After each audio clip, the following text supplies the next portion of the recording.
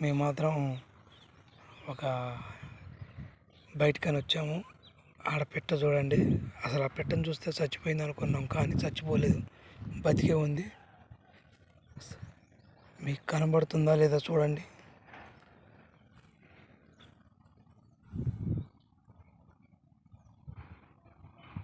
చూడండి ఫ్రెండ్స్,